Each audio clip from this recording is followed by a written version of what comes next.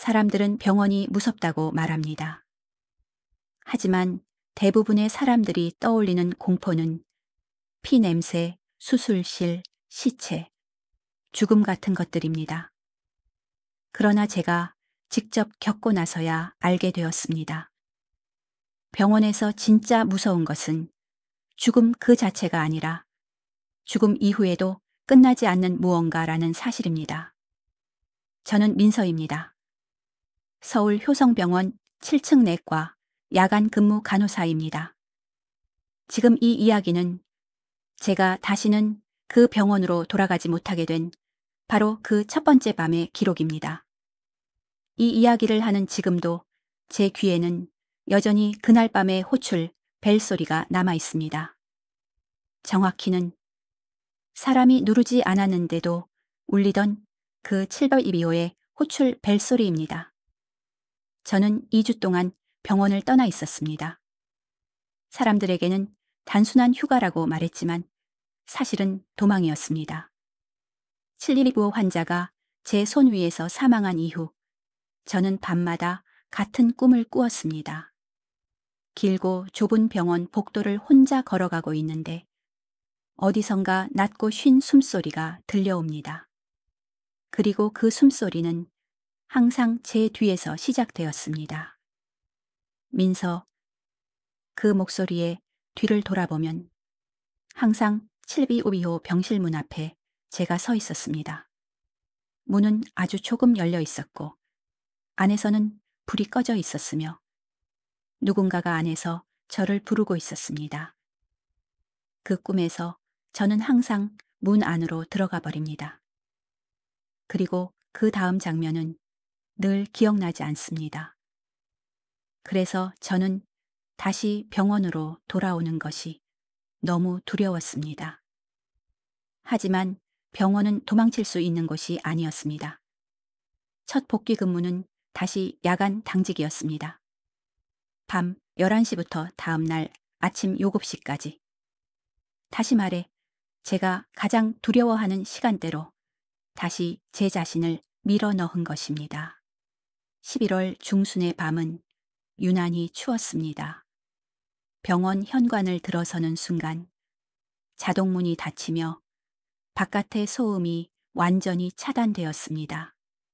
그 순간 귀 안이 울릴 정도로 병원 안은 조용해졌습니다. 발자국 소리, 형광등 정이음, 멀리서 들리는 기계의 저주파 진동. 낮에는 전혀 느끼지 못하던 소리들이 밤이 되자 하나하나 제 귀 속으로 파고들었습니다. 저는 엘리베이터를 타고 7층으로 올라갔습니다. 닫히는 문틈 사이로 1층 로비의 불빛이 서서히 사라질 때 이상하게도 가슴이 조여오는 느낌이 들었습니다. 마치 제가 다시는 밖으로 나갈 수 없을 것 같은 막막한 예감이 들었기 때문입니다. 7층에 도착하자 형광등 불빛이 긴 복도를 따라 이어져 있었습니다. 복도는 너무 길어서 끝이 어둠 속으로 녹아드는 것처럼 보였습니다.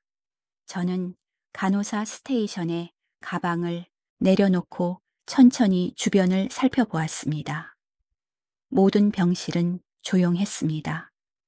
환자들은 대부분 수면 상태였고 산소 호흡기에 규칙적인 기계음만이 곳곳에서 들리고 있었습니다. 그 평온한 풍경이 오히려 더 불안하게 느껴졌습니다. 왜냐하면 저는 알고 있었기 때문입니다. 이 평온함은 오래 유지되지 않을 것이라는 것을. 근무를 시작한 지 약 10분쯤 지났을 때 저는 스테이션 유리문에 비친 제 얼굴을 보았습니다. 얼굴이 유난히 창백했습니다.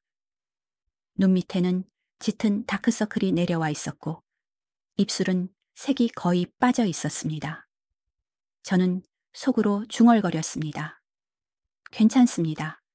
그냥 피곤한 것뿐입니다. 그러나 그때 제가 아직 그 형광등 아래로 가지도 않았는데 복도 중간에 불 하나가 먼저 깜빡이는 모습이 보였습니다. 딱 한 번. 마치 누군가가 이미 그 아래를 지나간 것처럼 보였습니다. 그 순간 저는 설명할 수 없는 소름이 등줄기를 타고 내려오는 것을 느꼈습니다. 밤 11시 40분.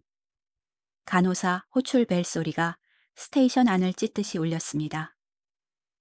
딩, 동. 그 소리는 평소와 완전히 달랐습니다. 전자음 같은 맑은 소리가 아니라 쇠가 긁히는 듯한, 기계가 고장난 듯한 괴상한 소리였기 때문입니다. 저는 천천히 모니터를 올려다보았습니다. 그리고 그 순간 손끝이 얼어붙는 느낌이 들었습니다. 725, 2번 침대 제 심장이 덜컥 내려앉았습니다. 모니터에 적힌 725, 2번 침대라는 글자를 보고 난 뒤 저는 한동안 그 자리에서 움직이지 못합니다. 손바닥에는 차가운 땀이 고여 있었고 손끝은 얼음처럼 식어 있었습니다. 스스로에게 몇 번이나 말합니다. 오작동입니다. 시스템 오류입니다. 환자도 없고 사람도 없을 수밖에 없습니다. 그렇게 생각하지 않으면 저는 그 자리에서 주저앉아 버릴 것 같았기 때문입니다. 그러나 호출벨은 다시 울리지 않았고 그 침묵이 오히려 저를 더 불안하게 만들었습니다. 복도를 향해 첫 발을 내딛는 순간 이상하게도 발바닥이 바닥에 붙은 것처럼 떼어지지 않는 느낌이 들었습니다. 공기 자체가 무겁게 눌러붙어 있는 듯 했고 마치 보이지 않는 누군가가 제 어깨를 붙잡고 있는 것 같은 압박감이 들었습니다. 그러나 저는 결국 701호를 향해 걸어갑니다. 간호사는 도망칠 수 없습니다. 그것이 제가 그날 배운 가장 잔인한 사실이었습니다. 725 앞에 섰을 때 복도는 너무도 조용해서 제 심장 박동 소리까지도 들릴 정도였습니다. 문 앞에는 아무런 인기척도 없고 안쪽에서도 기계 소리나 숨소리 같은 것은 들리지 않습니다. 저는 호흡을 한번 고르고 문손잡이에 손을 올렸습니다. 그 순간 손잡이는 이미 미묘하게 차가워져 있었습니다. 방금 전까지 아무도 만지지 않은 금속의 온도가 천보다 훨씬 낮다는 것은 설명할 수 없는 불쾌감을 줍니다. 저는 손잡이를 돌렸습니다. 725 문을 여는 순간 차가운 공기가 얼굴을 정면으로 스칩니다. 물리적으로 설명할 수 없는 한기가 뺨과 눈, 그리고 목 안쪽까지 파고듭니다. 불이 꺼진 병실 안에는 한 줄기의 푸른빛만이 깜빡이고 있었습니다. 심전도 모니터에 대기 모드 불빛입니다. 그 장면은 며칠 전, 그 환자가 사망하던 순간과 너무도 흡사했습니다. 저는 그 사실을 애써 무시하며 벽 쪽의 스위치를 눌렀습니다. 불이 켜집니다. 침대는 비어 있고 이불은 가지런히 정리되어 있으며 산소 마스크와 링거는 모두 제거된 상태입니다. 표면상으로는 완벽하게 비어 있는 병실입니다. 그러나 제가 첫 발을 내디디는 순간 저는 무언가가 정상이 아님을 직감합니다. 바닥 한가운데 제 시야 바로 아래에 검은 선 하나가 늘어져 있었기 때문입니다. 그것은 바로 간호사 호출 줄이었습니다. 분명히 벽에 고정되어 있어야 할 줄이 마치 누군가가 억지로 잡아당긴 것처럼 바닥에 툭 떨어져 있었습니다. 저는 한 걸음 다가가 허리를 숙입니다. 그리고 손을 뻗어 그 줄을 다시 집어 올리는 순간 아주 약한 진동이 손끝에 전해집니다. 누군가 반대편에서 살짝 당겼다고 해도 설명이 될 만큼의, 그러나 절대로 혼자 움직였다고 볼 수는 없는 이상한 진동이었습니다. 그와 동시에 침대 아래쪽에서 아주 미세한 소리가 들려옵니다. 흡, 흡. 처음에는 기계가 오작동하는 소리라고 착각합니다. 에어컨 내부 압력이 새어나가는 소리일 수도 있다고 억지로 생각합니다. 그러나 그 소리는 점점 더 사람의 호흡에 가까워집니다. 억지로 울음을 참고 있는 숨소리, 목 깊숙한 곳에서 걸려 나오는 음성. 그리고 저는 그 소리가 702 우호 환자가 임종 직전 내던 소리와 완전히 같다는 사실을 알아차립니다. 저는 숨을 참고 천천히 고개를 숙입니다. 침대 아래는 그림자가 너무 짙어서 불빛이 거의 닿지 않습니다. 아무것도 보이지 않습니다. 그러나 제 바로 아래, 불과 30cm도 되지 않는 거리에서 숨이 들이마셔졌다가 내쉬어지는 감각이 느껴집니다. 공기가 움직이는 감촉이 목과 얼굴 주변을 스칩니다. 그 순간 저는 확신합니다. 침대 아래에는 무언가가 있습니다. 그때 제 등 뒤에서 아주 낮은 소리가 들려옵니다. 서, 이번에도 환자의 목소리입니다. 저는 비명을 지르지 못합니다. 목이 완전히 굳어버렸기 때문입니다. 뒤를 돌아보고 싶지 않습니다. 보고 나면 다시는 되돌릴 수 없을 것 같았기 때문입니다. 그러나 몸은 제 의지와 반대로 천천히 돌아갑니다. 뒤에는 아무도 없습니다. 그렇다고 해서 안심할 수는 없습니다. 왜냐하면 그 아무도 없는 공간에서 침대 커튼이 미세하게 흔들리고 있기 때문입니다. 바람은 전혀 없습니다. 에어컨도 꺼져 있습니다. 그런데 커튼은 마치 누군가가 아주 천천히 손으로 밀며 그 사이로 들어오고 있는 것처럼 천천히 아주 천천히 흔들립니다. 그 순간 702호 호출벨이 다시 울립니다. 이번에는 아주 빠르고 아주 거칠게 마치 분노한 듯한 속도입니다. 저는 더 이상 견딜 수 없습니다. 침대 아래에서 들리는 숨소리, 커튼의 움직임, 뒤에서 부르는 목소리, 그리고 폭주하는 호출벨 소리가 한꺼번에 몰려옵니다. 저는 그대로 뒤로 비틀거리며 문 밖으로 뛰쳐나옵니다. 그리고 가능한 가장 큰 힘으로 문을 닫아버립니다. 문이 닫히는 순간 쾅! 굉음이 7층 복도를 울립니다. 순간 모든 소리가 끊긴 듯 완전한 정막이 찾아옵니다. 저는 문에 등을 기댄 채 천천히 아래로 주저앉습니다. 심장은 미친 듯이 뛰고 있고 손은 멈추지 않고 떨리고 있습니다. 그리고 바로 그때 제 뒤에서 발소리가 들립니다. 탁, 탁, 탁. 아주 느리고 아주 무거운 발소리입니다. 저는 울음을 터뜨릴 것처럼 입술을 꽉 깨문 채 고개를 들어 뒤를 돌아봅니다. 복대는 아무도 없습니다. 그러나 곧이어 아주 역겨운 냄새가 밀려옵니다. 소독약과 오래된 피, 그리고 썩은 철 냄새가 섞인 듯한 병동에서는 결코 맡을 수 없어야 할 냄새입니다. 그 냄새가 제 코와 목 안쪽을 가득 채웁니다. 저는 속이 울렁거려 그 자리에서 구토를 할 뻔합니다. 그리고 그때 복도 끝에서 아주 희미한 형체 하나가 보이기 시작합니다. 복도 끝에서 아주 희미한 형체 하나가 서서히 또렷해지기 시작합니다. 그것은 사람의 실루엣처럼 보이기도 하고 그림자처럼 보이기도 합니다. 형광등이 일정한 강역으로 깜박일 때마다 그 형체는 조금씩 아주 조금씩 제 쪽으로 가까워지고 있는 것처럼 느껴집니다. 저는 숨을 쉬는 것도 잊은 채 그 자리에 얼어붙어 서 있습니다. 도망가야 한다는 생각은 머릿속에 분명히 떠오르는데 다리는 전혀 말을 듣지 않습니다. 마치 누군가가 제 발목을 붙잡고 바닥에 깊이 눌러 놓은 것 같은 느낌입니다. 형체는 여자의 모습이라는 것이 조금씩 분명해집니다. 환자복을 입고 있습니다.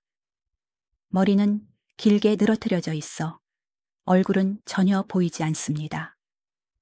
그리고 그 여자는 완전히 벽을 향한 채로 서 있습니다. 벽에서 불과 몇 센티미터도 떨어지지 않은 거리에서 마치 자신의 이마를 벽에 거의 붙이다시피 한 자세로 꼿꼿하게 서 있습니다. 어깨가 아주 미세하게 떨리고 있습니다. 그 모습은 우는 것 같기도 하고 경련을 일으키는 것 같기도 합니다. 저는 저도 모르게 아주 작은 목소리로 말을 꺼냅니다. 저기요, 괜찮으십니까? 목소리는 제 귀에도 이상하리만치 멀게 들립니다. 복도에 울려 퍼질 것이라 생각했던 소리는 형광등 아래에서 힘없이 가라앉아 버립니다. 여자는 아무런 반응을 보이지 않습니다. 저는 한 걸음 아주 조심스럽게 앞으로 나아갑니다. 그 순간 발바닥이 바닥에서 떨어질 때마다 마치 바닥이 끈끈한 액체로 덮여 있는 것처럼 질척이며 늘어지는 감각이 느껴집니다. 한 발, 그리고 또 한 발. 여자와의 거리는 점점 좁혀집니다. 10m, 7m, 5m. 제 심장 박동은 이제 귀 옆이 아니라 머릿속 전체를 때리는 것처럼 둔탁하게 울립니다. 그때 여자의 어깨 떨림이 갑자기 멈춥니다. 완전히 정지합니다. 저는 그 순간 설명할 수 없는 공포를 느낍니다. 움직이던 것이 멈출 때의 공포는 가만히 있는 것보다 훨씬 더 큽니다. 여자는 아주 천천히, 정말로 비정상적으로 느린 속도로 고개를 돌리기 시작합니다. 목이 정상적인 범위가 아니라 마치 인형처럼 조금씩 조금씩 꺾이듯이 돌아옵니다. 뚝, 뚝, 어디선가 관절이 부러지는 듯한 미세한 마찰음 같은 것이 들립니다. 저는 뒤로 물러나려 합니다. 그러나 다리는 여전히 움직이지 않습니다.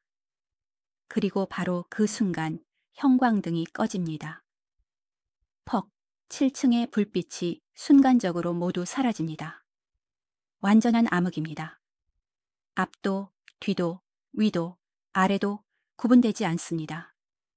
제 앞에 무엇이 있는지도, 지금 여자가 어디까지 고개를 돌렸는지도 전혀 알 수 없습니다. 다만 제 바로 앞에서 숨소리가 들리고 있다는 것만은 분명하게 느껴집니다. 아주 가까운 거리에서 들이마시고 내쉬고 또 내쉬는 젖은 숨소리입니다. 저는 그 자리에서 완전히 굳어버립니다.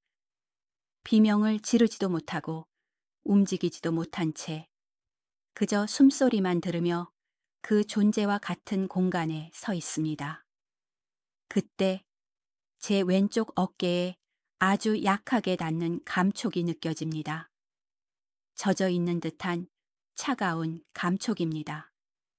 손의 느낌입니다. 저는 그 순간 본능적으로 소리를 질러버립니다. 여기 누구 있습니까?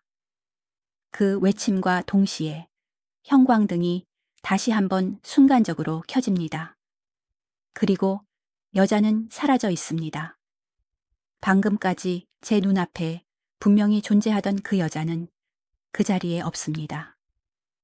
도망간 것도 아니고 문을 연 것도 아니며 걸어간 흔적도 없습니다. 그 자리, 여자가 서 있던 벽에는 선명한 무언가가 남아 있습니다. 손바닥 모양의 피 자국입니다. 5개의 손가락 자국이 벽을 향해 강한 힘으로 눌려 있던 흔적처럼 뚜렷하게 찍혀 있습니다. 그리고 그 아래에서 아직도 뚝, 뚝 피가 떨어지고 있습니다. 그것은 분명 마른 핏자국이 아니라 방금 전까지도 몸에 붙어 있던 피처럼 선명한 색입니다. 저는 더 이상 그 자리에 있을 수 없습니다. 몸이 제 말을 듣기 시작한 것도 그때가 처음입니다. 저는 그대로 뒤를 돌아 미친 듯이 달리기 시작합니다. 간호사 스테이션 쪽으로, 빛이 있는 곳으로, 사람이 있는 것처럼 느껴지는 곳으로 무작정 달립니다. 심장이 터질 것처럼 뛰고 숨은 넘어갈 것처럼 가쁘고 눈앞은 흐릿해집니다. 책상과 의자가 부딪히는 소리와 함께 저는 간호사 데스크 안으로 거의 몸을 던지듯 들어옵니다. 그리고 문을 닫고 커튼을 내리고 양손으로 귀를 막습니다. 하지만 그 순간 내선 전화가 울립니다. 딸깍, 딸깍 수화기가 스스로 울리고 있습니다. 저는 고개를 저으며 눈물을 흘립니다. 제발, 이번만은 제발 좀. 그러나 전화는 멈추지 않습니다. 결국 저는 울음을 삼키며 수화기를 듭니다. 네, 7층 내과입니다. 잠시의 정적. 그리고 아주 낮고 쉰 소리가 들려옵니다. 민서. 그 목소리는 의심할 여지 없이 702비호 환자의 목소리입니다. 수화기 너머에서 마치 오래물에 잠겨 있었던 사람처럼 적고 갈라진 소리로 제 이름을 부르고 있습니다. 왜 날 두고 갔습니까? 그 순간 전화기 너머가 아니라 제 바로 뒤에서 같은 목소리가 한 번 더 들립니다. 민서. 저는 그대로 전화기를 떨어뜨립니다. 그리고 이번에는 확실하게 알고 있습니다. 지금 이 공간에 저 말고 또 하나가 함께 있다는 사실을 더 이상 부정할 수 없다는 것을 말입니다. 전화기가 바닥에 떨어져도 그 쉰 목소리는 끊어지지 않습니다.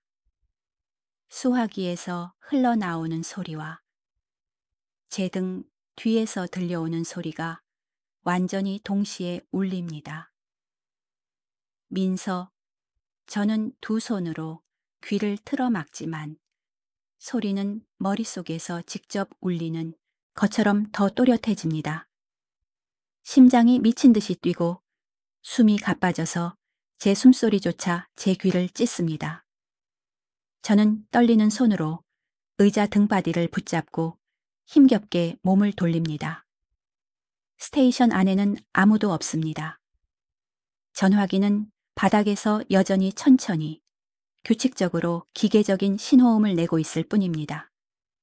하지만 저는 확실히 느끼고 있습니다.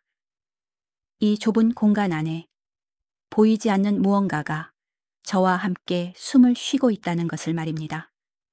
공기가 아주 미세하게 움직입니다. 제 오른쪽에서 이어서 왼쪽에서 그리고 이번에는 제 정면에서 차가운 기척이 스칩니다. 저는 비명을 삼키며 뒤로 한 걸음 그리고 또 한 걸음을 물러납니다. 등이 서랍장에 닿습니다. 그리고 그때 눈앞의 유리벽에 제 그림자가 비칩니다. 형광등 불빛은 여전히 환하게 켜져 있는데 그 유리에 비친 제 그림자가 어딘가 이상합니다. 제 그림자는 제가 고개를 숙이지 않았는데도 이미 고개를 숙이고 있습니다. 제 그림자는 제가 숨을 멈췄는데도 혼자서 천천히 숨을 들이마시고 있습니다. 그리고 제 등 뒤에는 제 그림자보다 한 박자 늦게 움직이는 또 하나의 그림자가 겹쳐 있습니다. 그 그림자는 제 것보다 훨씬 마르고 길며 목이 이상할 정도로 늘어져 있습니다. 머리가 비정상적으로 숙여진 채 제 목 바로 뒤에 바싹 붙어 있습니다. 마치 지금 이 순간에도 제 귀 속에 무언가를 속삭이고 있는 자세입니다. 저는 그 유리벽에서 눈을 뗄 수 없습니다. 시선을 돌리면 정말로 그것이 제 뒤에 서 있을 것만 같은 확신이 들기 때문입니다. 그때 유리 너머 복도에서 끼익 하는 소리가 들립니다. 금속이 바닥을 긁는 소리입니다. 저는 천천히 고개를 돌려 복도를 바라봅니다. 그리고 환자 침대 하나가 아무도 밀지 않았는데 혼자 움직이고 있는 모습이 보입니다. 침대는 아주 천천히 흔들림 하나 없이 725 쪽을 향해 이동하고 있습니다. 그 침대 위에는 아무도 누워있지 않아야 합니다. 그러나 중앙 부분의 매트리스는 분명히 깊게 꺼져 있습니다. 마치 누군가가 지금 이 순간에도 그 위에 누워 있는 것처럼 말입니다. 저는 그 침대에서 눈을 뗄 수 없습니다. 침대는 702호 앞에 도착하자 아주 정확하게 멈춥니다. 그리고 702호 병실 문 쪽에서 철컥 하는 소리가 납니다. 닫혀있던 문이 안쪽에서 잠겨 풀리는 소리입니다.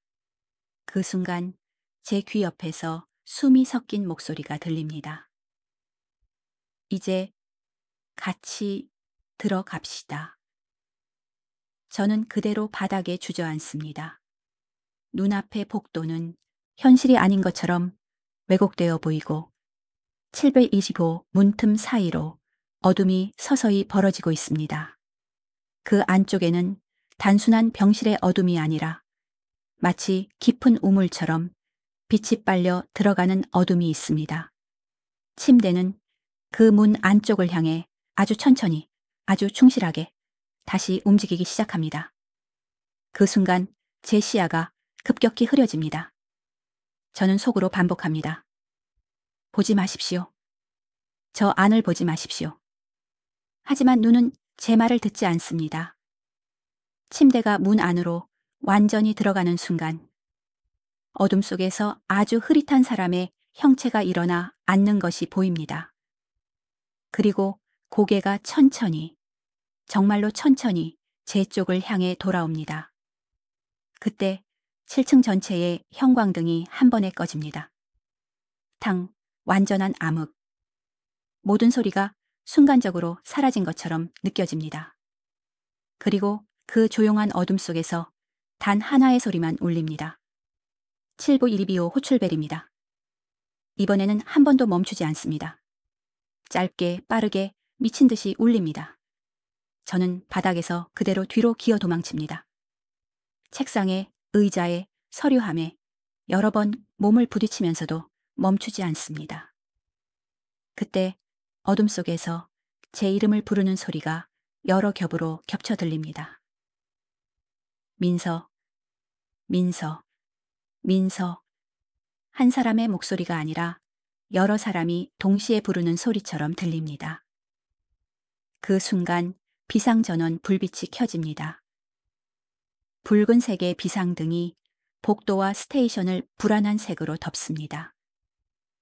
그리고 저는 그 붉은 빛 속에서 725 문 안쪽에 서 있는 여러 개의 실루엣을 봅니다.